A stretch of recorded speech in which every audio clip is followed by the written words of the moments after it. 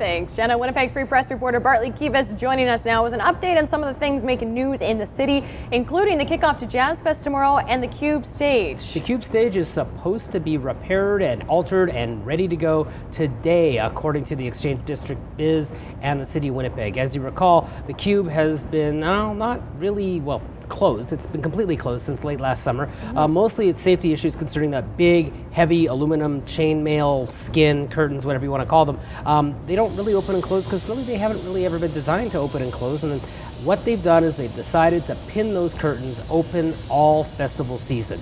So the skin of the Cube is going to be open. They've built gates to protect the control panel in the back and the entrance to the second floor. Most people don't realize there is a second floor and a second small venue in that building.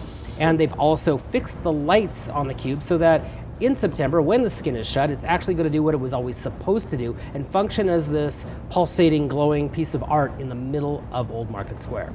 So aside from the curtain itself, they've done some work to bring everything up to speed and now it's good to go. Well, in theory, that's what they say. I spoke to the executive producer of the Jazz Festival yesterday, Paul Nolan, and he's like, well, as long as it's open for my event. But the reality is they've also done some alterations to Old Market Square, which was completely redone a few years ago, and they had to make it more accessible too. So this is a little bit of a black eye and embarrassment to the city because they've improved these amenities, but they said there's no new money that went into the alterations and the fixing of the Cube. So it's interesting. I still don't know who actually paid for it. There's some suggestion that they went back to the original contractors or the designers because there was some talk about maybe legal action a few months ago. Okay, let's switch gears here to the Sherbrooke Pool, a big issue for a lot of residents in that area. Yes, another thing that has not been open, this time since November. November they shuttered the Sherbrooke Pool, and for years the city has been complaining, we don't have enough money to fix our infrastructure, we don't have enough money to pay for our roads, our bridges, our buildings. Anyway, there are issues with it.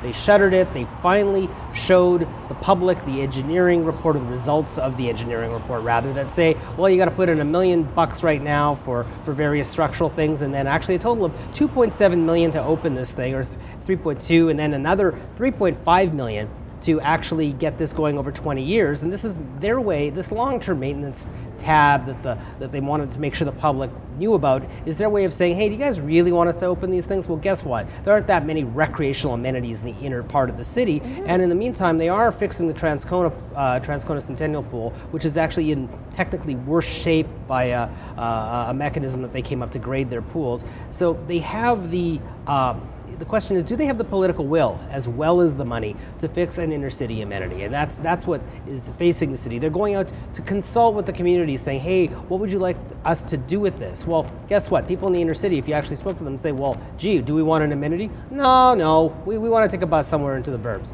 Well, of course they want an amenity. Yeah. It's kind of disingenuous.